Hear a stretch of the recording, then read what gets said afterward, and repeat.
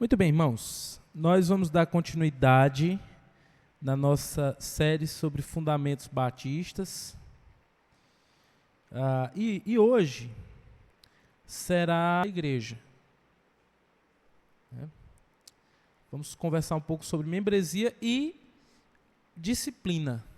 Esses dois temas, como dois fundamentos. E no final a gente vai deixar aí uns 15 minutos para que os irmãos possam fazer seus comentários, perguntas, e nós trabalharmos um pouco aquilo que foi aprendido aqui na nossa Escola Bíblica Dominical.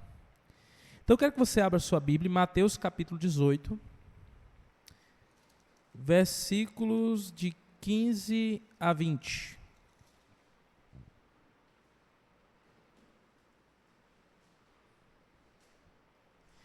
E você vai deixar aberta a sua Bíblia, Mateus capítulo 18, de 15 a 20, que é um texto que vai falar tanto da membresia quanto da disciplina, que nos foi ensinado pelo Senhor Jesus Cristo. Então, irmãos, eu quero que você imagine comigo um time de futebol. Cada jogador, ele veste a mesma camisa, treina junto e segue as orientações do mesmo técnico. Se de repente o jogador decide jogar sozinho, ignorar as regras ou atrapalhar o time, ele precisa ser chamado a atenção, não é verdade? E se não houver mudança, ele pode até ser afastado do elenco. Segundo a Bíblia, a igreja do Senhor não é muito diferente. A membresia é quando nós declaramos, eu faço parte desse time. Quando você é membro de uma igreja, você está declarando, eu faço parte desse time, o time de Cristo, dessa família na fé. Estou comprometido com Jesus e com meus irmãos. Já a disciplina é o cuidado que a igreja exerce quando alguém do time começa a jogar contra as regras de Deus.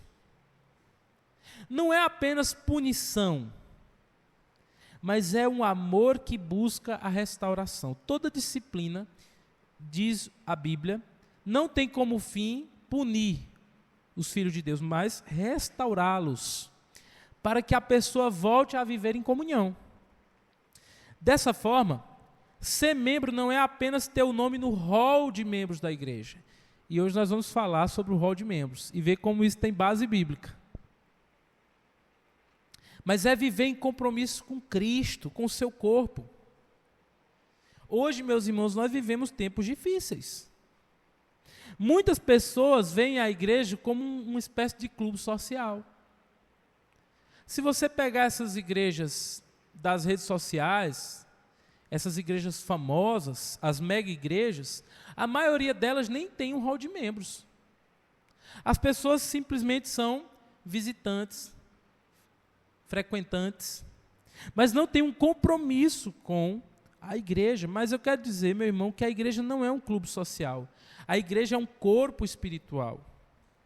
Na Bíblia, ser crente é pertencer a uma igreja. Na aula passada, onde nós falamos sobre o governo congregacional e suas bases bíblicas, nós vimos a importância do envolvimento da membresia nas decisões e no dia a dia da liderança da igreja. E hoje nós vamos falar sobre dois temas relacionados, que é a membresia bíblica, que nada mais é do que o compromisso público e visível com a igreja, e a disciplina bíblica, que é o cuidado amoroso de preservar a santidade da igreja. Então, primeiro, vamos falar um pouco sobre membresia bíblica. O que é membresia? Alguém poderia resumir em uma frase o que é membresia?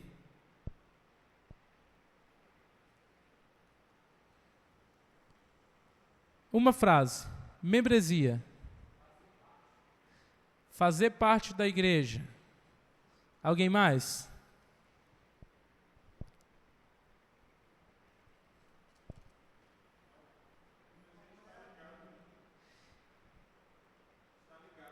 Membresia está ligado ao corpo de Cristo. Irmão Rosalvo. Membresia é ser cooperador da igreja, cooperador do corpo de Cristo. Amém. Então, meus irmãos, membresia é tudo isso. É ser cooperador, é estar ligado, é fazer parte, é se envolver. O ser membro da igreja é, portanto, um meio pela qual demarcamos os limites da igreja. Eu quero que você entenda isso. Vou dar um exemplo. Quando você compra um terreno, você faz o quê? Você vai lá no cartório para poder ter a escritura do terreno. E para você registrar um terreno, você precisa demarcar os limites do terreno, não é verdade? Eu lembro que quando eu fui registrar o último terreno que a igreja comprou, depois de uma burocracia imensa, quando eu recebi a papelada, colocaram dentro do envelope. E o envelope estava escrito assim: quem não registra, não é dono. Então, é necessário definir os limites. Por exemplo, uma nação, um país, também é necessário delimitar, definir o quê? As fronteiras. Nós, o Brasil, fazemos fronteira com vários países. Argentina, Paraguai. Não é verdade? E como que eu sei que aquele lugar que eu estou pertence ao Brasil? Eu sei disso por causa das fronteiras que foram delimitadas. E eu quero dizer para os irmãos que na Igreja de Cristo não é muito diferente. Mas hoje em dia, infelizmente, irmãos, nós não temos muita noção desses limites. Às vezes a gente está aqui, todo mundo reunido no domingo à noite, e a gente não sabe quem é membro da igreja, quem é visitante, quem é descrente. E esse é um problema, porque a gente começa a tratar como irmão em Cristo pessoas que não têm compromisso com Deus. A gente começa a tratar como irmão em Cristo pessoas que nem professaram a fé, que nunca sequer levantaram a mão e foram à frente. Pessoas que nunca passaram pelo batismo, a gente começa a tratar como irmão em Cristo. E tem muitas pessoas pensando que fazem parte da igreja de Jesus e estão enganadas. Então a igreja precisa entender claramente quais são os limites, ou seja, qual é a membresia da igreja. Lembrando que está sempre aberto. Não é verdade? Todo aquele que confessar Jesus Cristo como Senhor e Salvador será salvo. Os irmãos creem nisso? Então o convite é para todos, mas a salvação é para aqueles que se arrependem e creem. Então nós precisamos voltar, irmãos, aqui na nossa igreja, entender isso. Ser membro da igreja é o meio pelo qual demarcamos os limites da igreja. Até onde é igreja e até onde não se é igreja.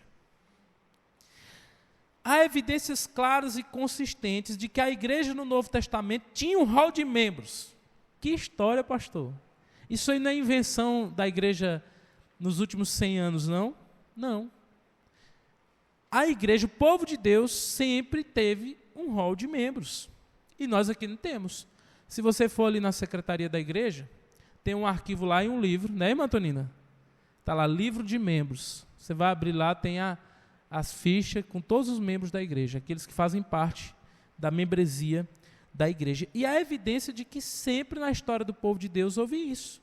E eu quero começar tratando sobre isso. Ou seja, no Novo Testamento era claro quem pertencia à igreja e quem não pertencia. Por exemplo, o caso de disciplina em 1 Coríntios 5, trabalhamos aqui na igreja esse ano, 1 Coríntios, presume um conhecimento público de quem pertencia à igreja e quem não pertencia. 1 Coríntios 5, 12 e 13. 1 Coríntios 5, 12 e 13. Olha o que diz a Bíblia. Pois, como haveria eu de julgar os de fora da igreja? Não devem vocês julgar os que estão dentro? Deus julgará os de fora. Expulsem esse perverso do meio de vocês. Então, pelas palavras de Paulo aqui, fica muito claro que havia uma separação entre quem era de dentro e quem era de fora. Os irmãos concordam comigo? E ele diz, os de fora são julgados por quem? por Deus. Hoje a igreja perde muito tempo julgando os de fora. Para os de fora, a gente tem que pregar o evangelho para que eles se arrependam e creiam. Não é dever da igreja julgar os de fora. É Deus quem vai julgar eles. E se eles não se entregarem a Cristo, eles estão perdidos. Mas ele fala aqui sobre o cuidado também com os que estão dentro. Nós temos que entender esses limites. Essa expulsão, Paulo disse que deveria ser expulso, só faz sentido no caso de alguém pertencer visivelmente à igreja. Quando Paulo disse à igreja de Corinto que readmitisse o ofensor à sua comunhão, lá em 2 Coríntios, ele declara o quê? Basta-lhe a punição pela maioria. E aqui nós voltamos ao tema da semana passada. Como que aquele irmão de Corinto seria disciplinado? Como que ele seria excluído? Quem que deveria se reunir para excluir ele? Os presbíteros? Os pastores? Não, a igreja. E diz que a exclusão desse irmão era pela maioria da igreja. Mais aqui uma prova do congregacionalismo como sendo fundamento bíblico.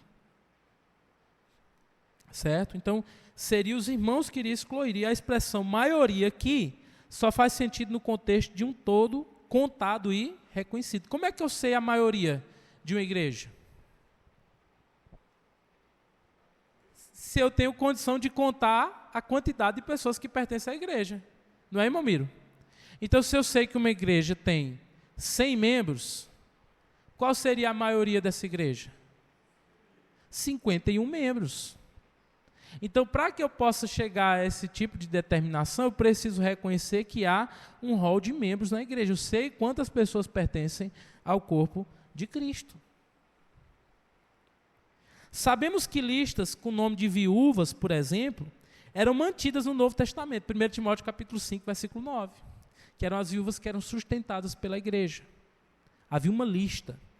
E o próprio Senhor tem uma lista com todos aqueles que hão de herdar a vida eterna. Apocalipse capítulo 21, versículo 27. Então, essa história de lista não é algo só da Igreja Batista. Desde os primórdios, sempre houve essa questão de lista, sempre foi contado o povo de Deus, e eu quero provar isso para os irmãos. Primeiro, no Antigo Testamento.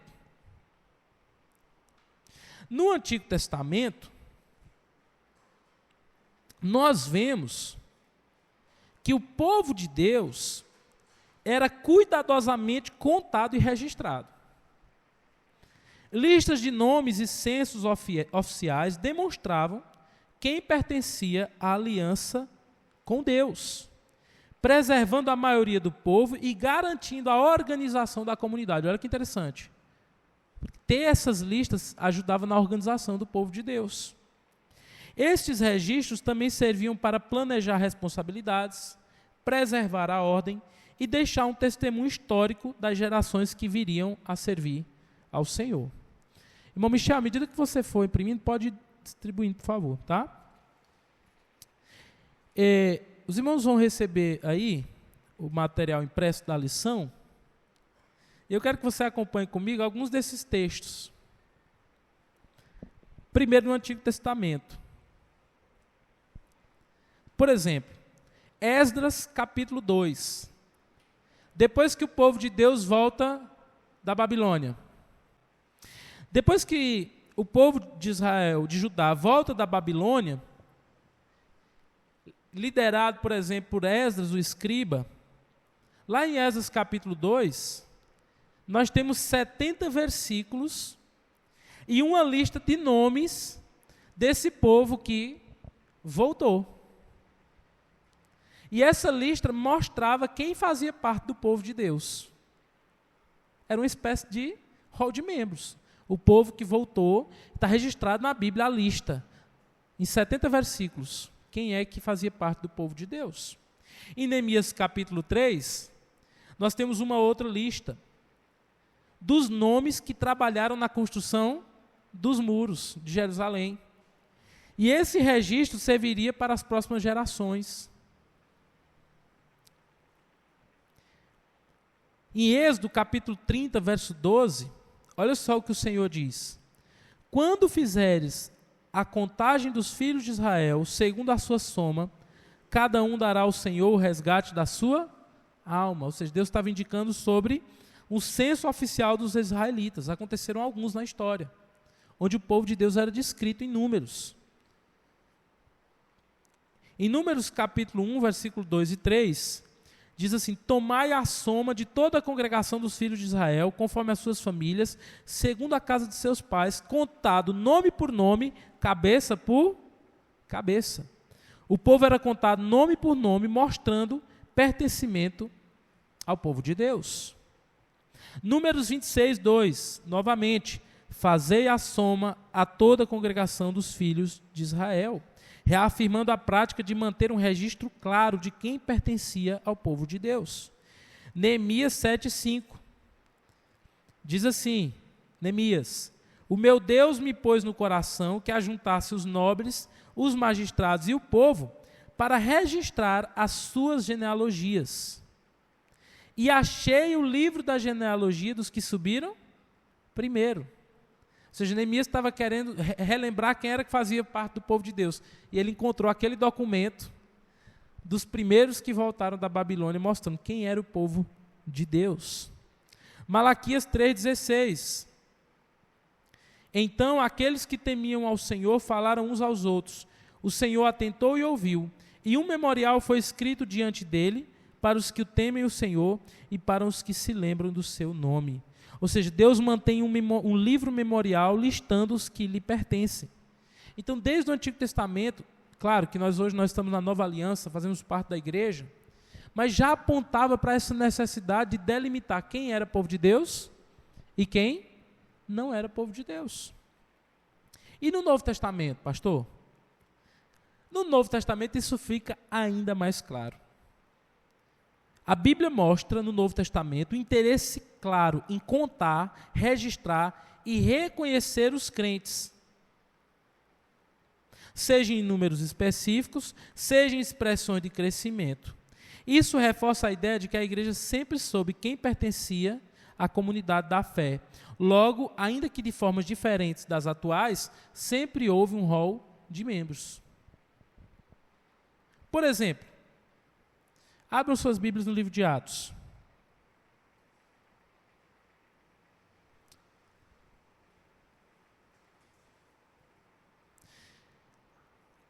Lê em alta voz, quem encontrar, Atos 1,15. Atos 1,15.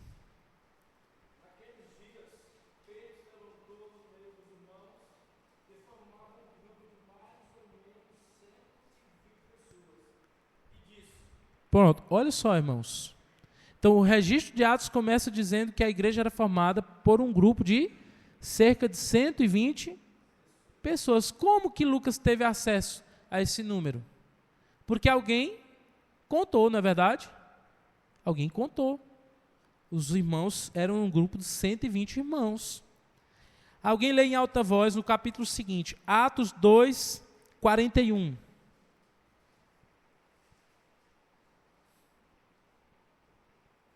Atos 2, 41. Ou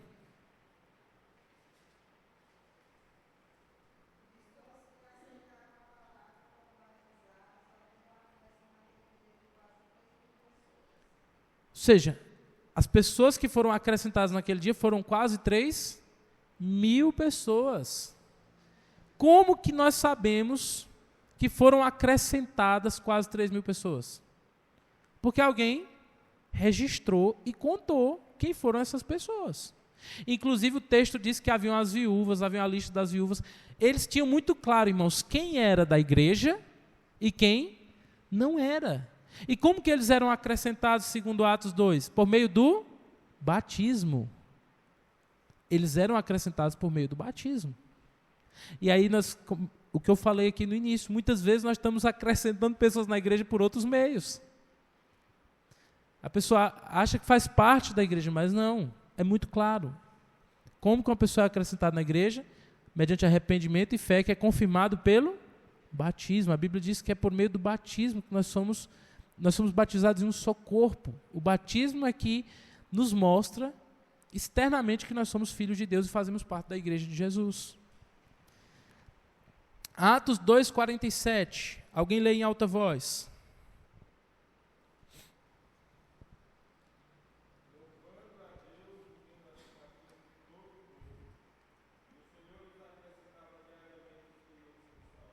Olha só, o texto deixa muito claro que o Senhor acrescentava-lhes dia após dia os que iam sendo salvos. Essa mesma expressão acrescentar é usada no versículo 41. E a ideia de acrescentar aqui é o quê? Inserir. Alguém que estava fora e é colocado para dentro. Na realidade, no termo igreja é chamado para fora. É chamado para dentro da igreja, mas é para chamado de fora do mundo. Então essas pessoas eram acrescentadas pelo Senhor na igreja. Atos 4:4. Lê em alta voz.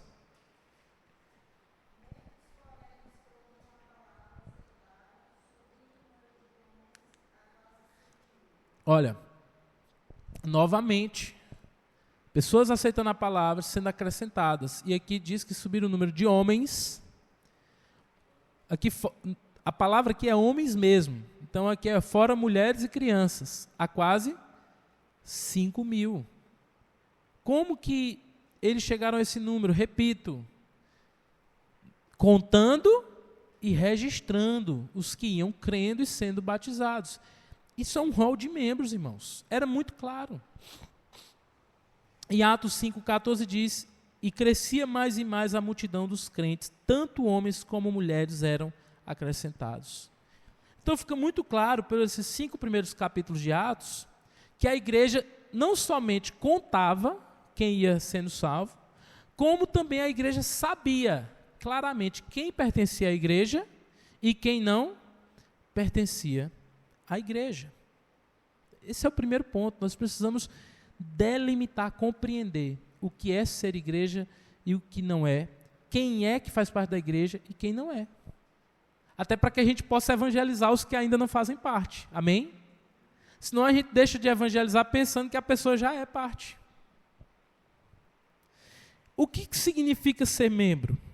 Já aprendemos a membresia, base bíblica, no Antigo e no Novo Testamento. O que significa ser membro? E eu, na minha pesquisa, irmãos, coloquei aqui 5 coisas principais que significa ser membro. Primeiro, significa estar unido a Cristo pela fé. Ou seja, é impossível uma pessoa ser membro da igreja se ela ainda não demonstra fé em Cristo. Por exemplo, nossos filhos ainda não são membros da igreja. E às vezes, a gente tem que entender. A Bíblia não diz, não é por carne nem sangue. Não é pelo carne nem sangue. Então, nossos filhos não nascem crentes. Entram no reino de Deus pelo novo nascimento, não é pelo nascimento. Amém? Então, isso nos leva a ter que evangelizar nossos filhos. Inclusive, nós, batistas, não batizamos crianças, por quê? Porque é uma tradição? Não, porque estudando a Bíblia nós entendemos que só deve ser batizado quem é salvo. Não é isso que diz a grande comissão? Quem crê e for batizado será salvo. Então o batismo não pode acontecer na vida de uma pessoa sem ela crer. Não pode. Então, ser membro é estar unido a Cristo pela fé. Ser membro da igreja começa uma união espiritual com Cristo. Pela regeneração e fé, o pecador é enxertado no corpo de Cristo.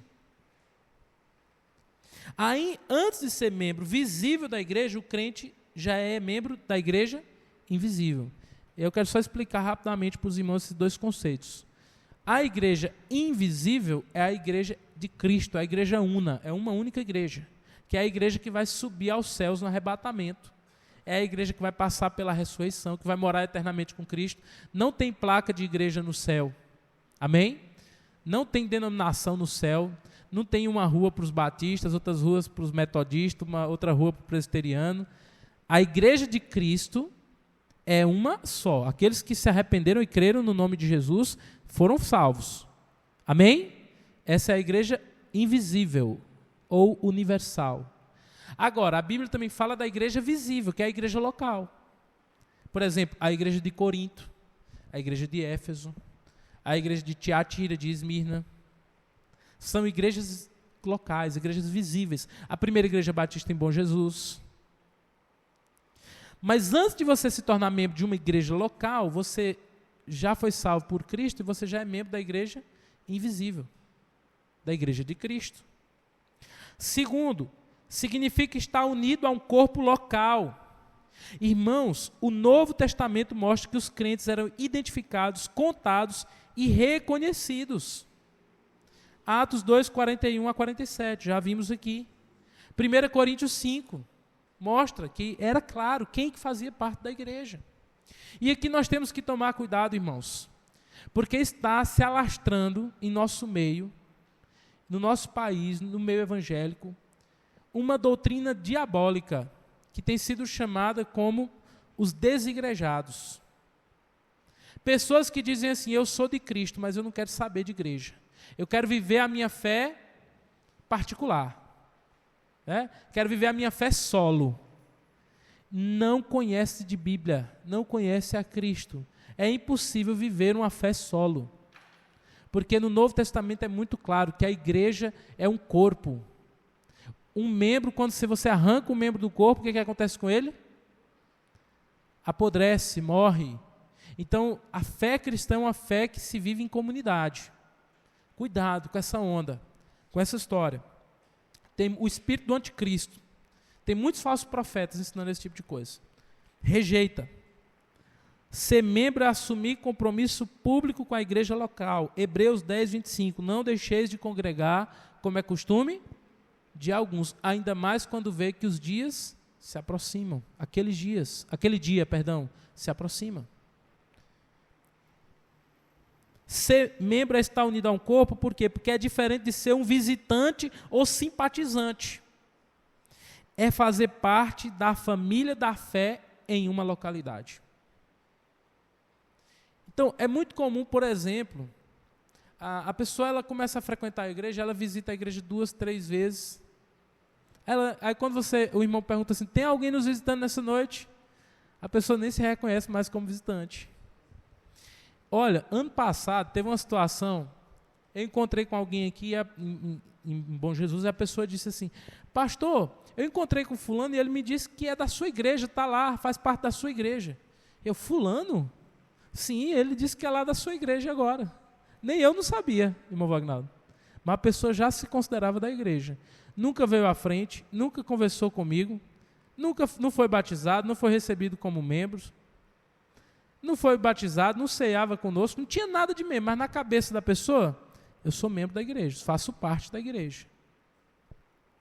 Então nós precisamos mostrar, ensinar para as pessoas que ser membro é estar unido a Cristo pela fé e estar unido ao corpo local que é a igreja. Terceiro, ser membro é viver sobre cuidado pastoral e disciplina. Inclusive a disciplina da igreja. Quando você é um membro da igreja, sempre quando a gente tem a profissão de fé dos novos membros, a gente pergunta, se um dia você for disciplinado, ou algum irmão da igreja vier lhe exortar, você estiver afastado, você estiver em pecado e alguém vier lhe exortar, você vai aceitar essa exortação? Aí todo mundo lá no ânimo de ser batizado, sim, pastor. Mas às vezes nós não refletimos sobre isso. Que na igreja de Cristo não é cada um por si e Deus por todos, não. Ninguém tem nada a ver com a minha vida. Não é isso que o Novo Testamento ensina. O Novo Testamento ensina, exortai-vos uns aos outros. Então, deve viver sob o cuidado pastoral e sob a disciplina da igreja. Membros se colocam sob a liderança espiritual da igreja. Hebreus 13, 17. Diz o quê? Obedeçam aos vossos líderes no Senhor, para que não seja um fardo para eles. Então, deve se sujeitar à disciplina bíblica. E essa disciplina só faz sentido se houver clareza sobre quem pertence à igreja. Eu esses dias visitei uma igreja, fui pregar fora e visitei uma igreja. E o pastor estava me falando assim, olha, veio alguém da cidade conversar comigo e disse, olha, você precisa conversar com fulano, que ele está fazendo isso e isso. E o pastor olhou para a pessoa e disse, mas ele não é membro da igreja. Ele está visitando a igreja, então eu não tenho autoridade para exortar ele, para disciplinar ele. Está vendo? Então, quando a gente não deixa claro quem é e quem não é membro, fica muito difícil o pastoreio. Nem o pastor não sabe quem são os membros, muitas vezes, quem realmente está debaixo do seu pastoreio, da sua liderança espiritual. Portanto, ser membro é aceitar a correção amorosa que preserva a santidade da igreja e restaura o pecador. Quarta coisa que significa ser membro: participar da missão e da edificação mútua. Ser membro é usar os seus dons espirituais para edificar o corpo de Cristo.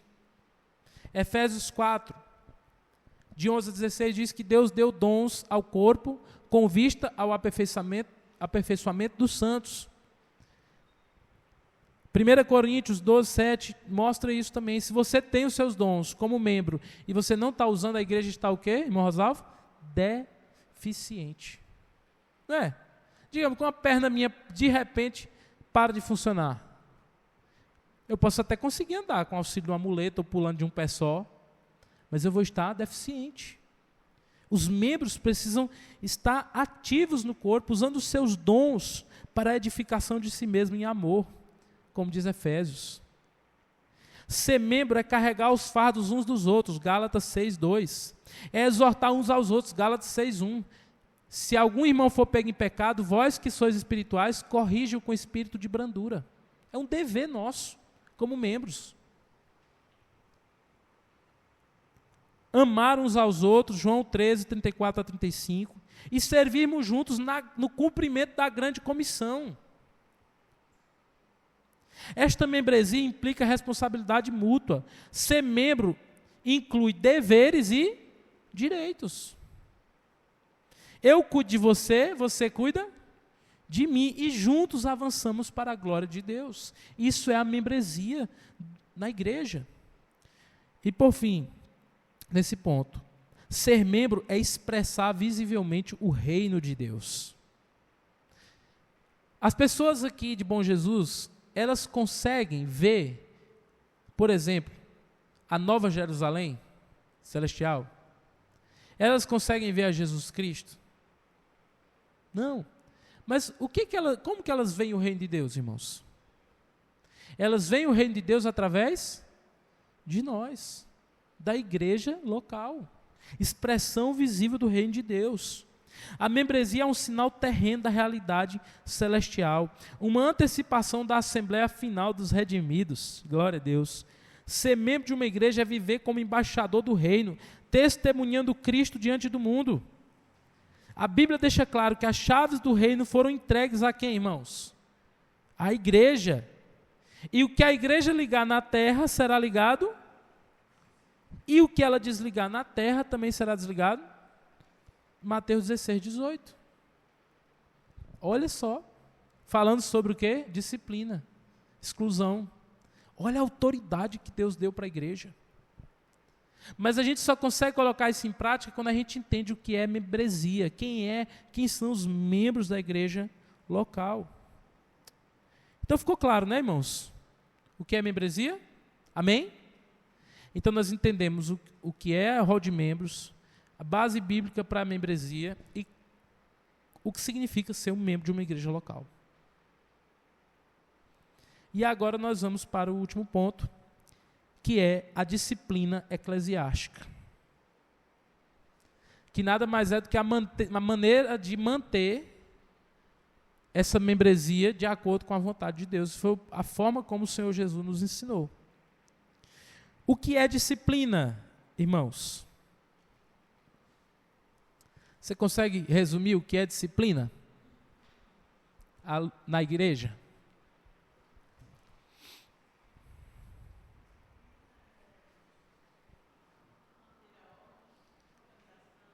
Maravilha. Disciplina é manter a ordem, manter a organização. Muito bom. Interessante, né? A gente estudou recentemente 1 Coríntios, que tudo deve ser feito com decência e ordem. E a disciplina tem relação com isso. Ou como o irmão disse esses dias para mim, o negócio não é bagunçado do jeito que o povo pensa, não. Disciplina é manter a ordem na igreja, de acordo com os padrões que Jesus ensinou. Vamos lá. E eu coloquei aqui para os irmãos que a disciplina ela existe de uma forma ampla e de uma forma restrita. Os irmãos que fizeram recentemente o curso de novos membros lembram disso aqui. Então, de forma ampla, a disciplina é todo o ensino e cuidado da igreja que ajuda os seus membros a crescer em santidade. Então, a pregação é uma forma de disciplina. E a gente pensa que a disciplina é só depois do pecado, mas a disciplina, às vezes, é o que é preventiva. A prevenção é uma disciplina preventiva. Discipulado, aconselhamento, disciplina preventiva. E tem a forma restrita, que é a correção do pecado não arrependido. Quando a pessoa está em pecado e ela não se arrepende. Podendo culminar em exclusão. E aqui eu queria dizer uma coisa para os irmãos, que tem muita igreja que praticam a disciplina errada. Tem pessoas que excluem o pecador arrependido. Tem igrejas que excluem. A pessoa errou, se arrependeu, demonstrou arrependimento, se humilhou, mas mesmo assim a igreja exclui. Isso não tem base bíblica. Claro que existe um tipo de disciplina corretiva, de afastar, de enviar para um discipulado, mas só é excluído do rol de membros de uma igreja um pecador não arrependido, que persiste no pecado. Certo? Então, essa forma restrita, ela tem 3 tipos. Tem a disciplina instrutiva, é quando você percebe que o irmão pecou e você vai lá e faz o quê? Instrui o irmão. Você tem a disciplina corretiva, que é muito comum também. A igreja pode determinar, por exemplo, afastamento, desligamento de cargos e ministério, corrigir a pessoa por meio de alguma forma de disciplina prática. E, por fim, a disciplina cirúrgica. A disciplina cirúrgica nada mais é do que a excomunhão, a exclusão do corpo de Cristo.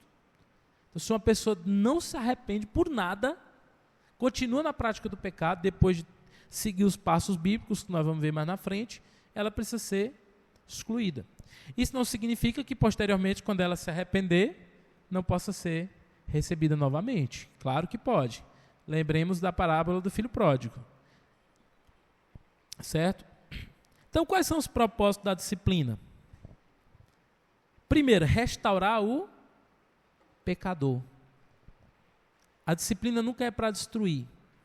Ela é para construir, para corrigir. Quem tem filho aqui sabe. Alguém aqui disciplina o filho para fazer ele mal? Hebreus diz o quê? O pai disciplina o filho a quem ama. Provérbios também diz o quê? Aquele que retém a vara no contexto da disciplina infantil odeia o seu filho. Então a disciplina faz parte do pai que ama. E quando a igreja ama o seu membro, ela disciplina por obediência a Cristo. Outra proposta da disciplina, proteger a igreja do fermento do pecado, que é o que Paulo fala lá em 1 Coríntios 5, versículos 6 e 7. Alguém leia para mim em alta voz, 1 Coríntios 5, 6 e 7. Quem encontrar pode ler.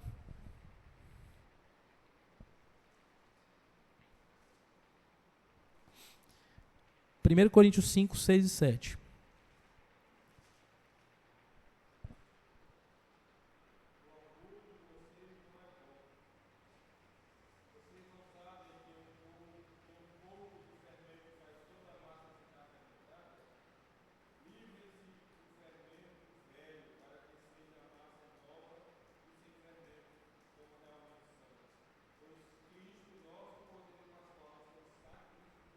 Amém. Então, ele está dizendo, Paulo está dizendo para a igreja de Corinto que ela deveria se livrar do fermento velho, porque um pouco de fermento leveda toda a massa. Em que contexto que ela fala isso, nos versículos anteriores? Daquele irmão que estava na prática do pecado lá, e todo mundo sabia e ninguém tinha coragem de enfrentar ele. Ele disse assim, vocês precisam se livrar do fermento velho. Por quê? Porque muitas vezes o fermento do pecado fica presente no meio da igreja, a gente não tem coragem de confrontar, e aquilo começa a contaminar o quê? Outros.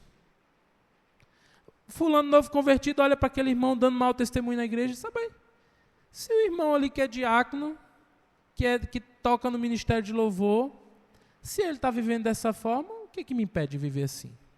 Então, às vezes, a gente cria aquele ambiente de impunidade na igreja, de ensinar para os mais novos na fé que parece que tudo é permitido. Ou melhor, de achar que tudo convém a crentes. Não. Devemos tomar cuidado com o fermento do pecado. Outra coisa, dar testemunho ao mundo sobre a santidade de Deus. E aqui a questão do testemunho é muito importante. Mateus 5, 13 a 16, Jesus disse o quê? Vós sois o sal da terra e a luz do mundo. De que vale o sal se não tempera, se não salga? De que vale a luz se ela é colocada debaixo de um balde? Se a igreja não tem testemunho, as pessoas não vão querer. É muito triste, irmãos, quando chega uma situação disso, de às vezes a igreja tem um mau testemunho na sociedade, e há igrejas que vivem assim, de forma que as pessoas não querem nem visitar a igreja.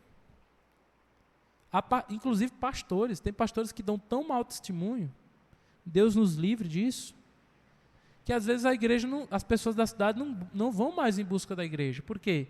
Perdeu-se o testemunho. Mas a disciplina, ela restaura o testemunho da igreja.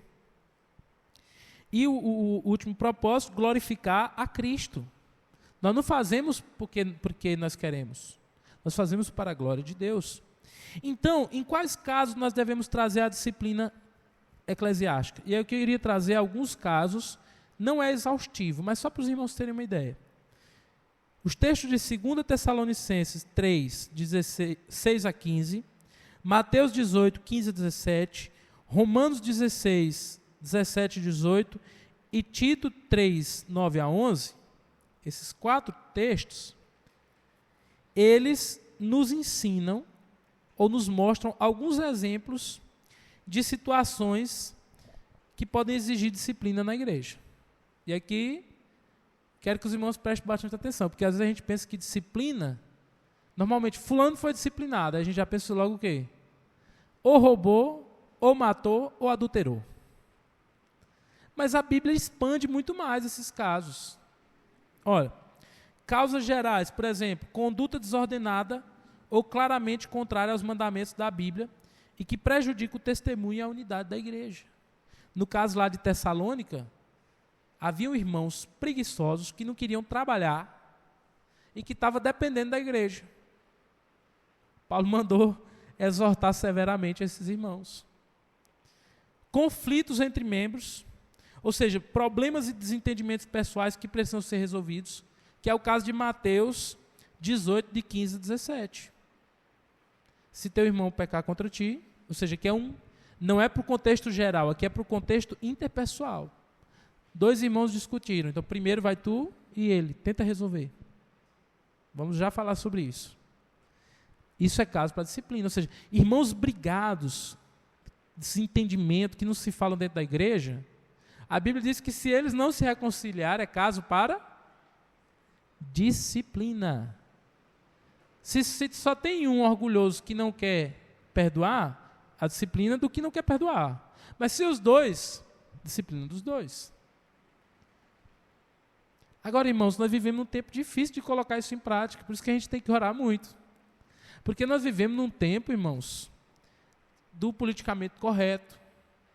Nós vivemos num tempo que as pessoas não gostam mais de ouvir, não gostam de ser exortadas. É comum, por exemplo, uma igreja disciplinar um irmão e o irmão simplesmente sai daquela igreja e vai para outra. E quando chega na outra, muitas vezes o pastor, a igreja, recebe como membro lá, sem nem saber que a pessoa está passando por um processo de disciplina. E aqui nós temos que voltar a uma prática que a gente não tem mais, irmão Wagner. Até o pastor Gilvan estava falando isso ontem lá na reunião da convenção. Por exemplo, um irmão sai de uma igreja para outra, antigamente se manda uma carta de transferência. O pastor pede recomendações. Hoje em dia, não, aclamação. Aí tem irmão aí que é membro em 3, 4 igrejas. Porque não tem mais isso. A gente tem que voltar com isso. Porque muitas vezes aquele irmão já saiu de lá com problemas morais, brigado com irmãos. Então o pastor e a igreja, principalmente o pastor. E aqui eu faço a meia culpa. Ele precisa estar o quê? Atento a isso. E também a liderança da igreja e a igreja como um todo. Né? Outra coisa, pessoas que causam divisão. Olha só. Alguém leia Tito, capítulo 3, de 9 a 11. Tito 3, de 9 a 11. Em alta voz.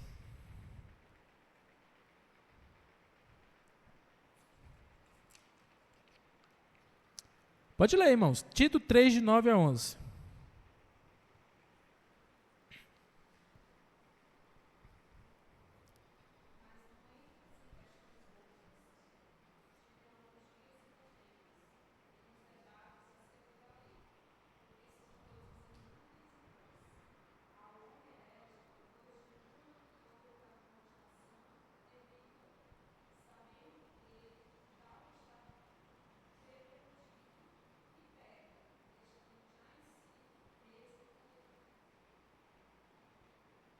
Essa tradução é bem diferente, mas o que ele está falando?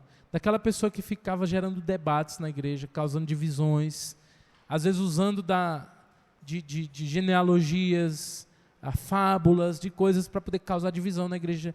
E Paulo diz para Tito, olha, repreende uma vez, depois disso, não considera ele mais como cristão. Porque às vezes essa pessoa está gerando divisão no meio da igreja. E esse é um ponto interessante que às vezes a gente se esquece. O que diz em Provérbios 6, lá diz... Há 6 coisas que Deus odeia e a 7ª ele abomina. O que causa o quê? Contenda entre irmãos. Então, meu irmão, se uma hora alguém chegar para você falando mal de outro irmão em Cristo, eu quero ensinar uma coisa para você. Você repreenda essa pessoa. Repreenda. Meu irmão, você tem provas? Então vá lá e converse com o irmão e repreenda ele. Se for verdade, leva a liderança da igreja, mas nada de permitir dissensão e fofoca no meio do corpo de Cristo, que muitas vezes nem são verdadeiras. Às vezes é simplesmente maledicência. A Bíblia diz que isso também é causa para disciplina. Conduta imoral grave, aqui são aqueles escândalos, né, como em Corinto, 1 Coríntios 5, onde o irmão, a pessoa lá que era da igreja, estava se deitando com a esposa de seu pai, provavelmente sua madrasta. Olha só, imoralidade e falso ensino. Pessoas que ensinam heresias dentro da igreja devem o quê? Serem repreendidas, se não abandonarem, devem ser excluídas. E aí, no último encontro do Prega a Palavra aqui, o irmão estava me contando sobre um irmão que chegou na igreja e ele começou falava bem, aí o pastor começou a dar oportunidade para ele como professor da Escola Bíblica Dominical. E de repente, lá na aula da Escola Bíblica Dominical, o professor estava negando a divindade de Cristo. Na aula da Escola Bíblica Dominical. Então, irmãos, ainda há muitos falsos profetas. Imagina a cara do pastor, né? É por isso que a gente tem que tomar cuidado de não chegar dando oportunidade para as pessoas assim que chegam na igreja, sem discipulado, sem orientação. Porque para você construir uma boa doutrina é muito fácil. Mas para destruir, meu irmão, é a coisa mais simples que tem. Muito bem, como que deve ser feita a disciplina? Vamos correr aqui para ganhar tempo. Mateus 18, de 15 a 17, deixa muito claro. Quando é problema entre irmãos. Primeiro, correção em particular. Vai tu e o teu irmão. Segundo, se não houver arrependimento, leva 1 ou 2 testemunhas. Terceiro, se persistir, comunica a igreja. Lembra? Aprendemos aqui na semana passada. A igreja é a última instância. Certo? É a última instância. A última instância não é a convenção para os batistas. Não tem um bispo responsável. É a igreja de Cristo. É a última instância. Se, mesmo assim, rejeitar a igreja, exclusão da membresia. Um exemplo prático, 1 Coríntios capítulo 5, que nós falamos. Certo? E, aqui, caminhando para o fim, a conexão entre membresia e disciplina. Não pode haver disciplina sem membresia. Então, se eu não sei quem é membro, como é que eu vou excluir a pessoa da membresia? Como é que eu vou adicionar a pessoa se não existe uma membresia? Então, nós precisamos deixar claro a membresia. Né? E nós vamos providenciar, em breve, um mural aqui para a igreja. Vamos mandar fazer um mural bonito para nós deixarmos aqui, colocar os avisos. E, dentre outras coisas, nós vamos deixar lá mural para servir para avisos, prestação de conta, mas também para nós deixarmos a membresia da igreja lá. Os irmãos, nós temos noção de quem é membro da igreja. Isso é muito importante. Né? É óbvio, irmãos, que as pessoas que congregam são nossos irmãos em Cristo. Nós temos irmãos aqui que congregam conosco. São irmãos, estão sendo abençoados. Mas essa é a questão. Por exemplo, a igreja não tem nenhum poder de disciplina sobre eles, porque eles não são membros. E aí nós precisamos começar a ensinar isso, porque às vezes a pessoa só não tem entendimento. Eu me lembro que quando eu saí da minha igreja para vir aqui para Bom Jesus,